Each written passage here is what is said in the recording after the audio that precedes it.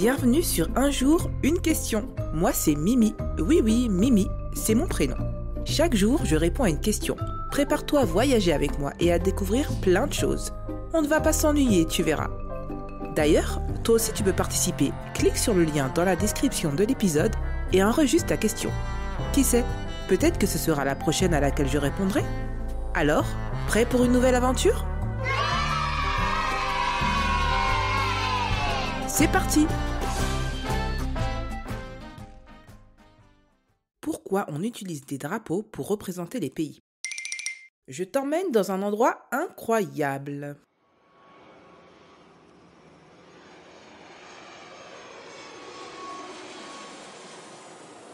Direction les États-Unis. Nous voici devant le siège des Nations Unies à New York. Mais c'est quoi les Nations Unies ? Eh bien, c'est une organisation où des représentants de presque tous les pays du monde se réunissent pour discuter des grands défis de notre planète. Leur mission principale ?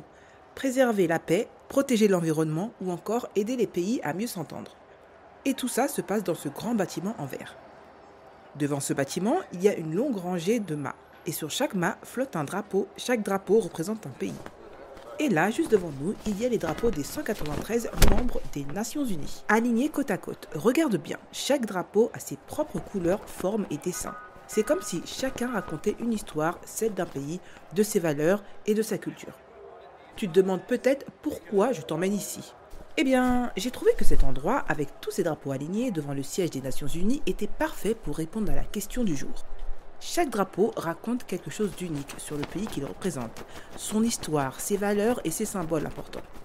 Et ici, ils sont tous réunis comme pour montrer que, malgré nos différences, on peut s'unir pour relever les grands défis du monde. Tu sais, les drapeaux, ça date pas d'hier. Ils existent depuis des milliers d'années. Mais à leur début, ils n'étaient pas en tissu comme aujourd'hui, ils étaient souvent en bois ou en métal et servaient principalement lors des batailles pour montrer à quel groupe on appartenait. Par exemple, les soldats romains utilisaient de grands étendards, sortes de panneaux avec des symboles. Avec le temps, les drapeaux ont évolué. Aujourd'hui, ils ne servent plus seulement à marquer des territoires ou des batailles, mais à montrer l'identité d'un pays. C'est un peu comme un signe d'appartenance. Regarde là, le drapeau du Canada. Sa grande feuille d'érable rouge représente un arbre emblématique de ce pays. Et celui de l'Inde, il arbore une roue bleue au centre, symbole de justice et de progrès. Quant au drapeau de la France, il est composé de 3 bandes verticales, bleu, blanc, rouge. Ces couleurs représentent la liberté, l'égalité et la fraternité. Mais les drapeaux, ça ne se limite pas à ça. Ils ont aussi des exemples très concrets. Par exemple, sur un terrain de foot, les drapeaux autour du stade montrent quel pays s'affronte. Lors de la Coupe du Monde, les supporters agitent fièrement leur drapeau pour encourager leur équipe.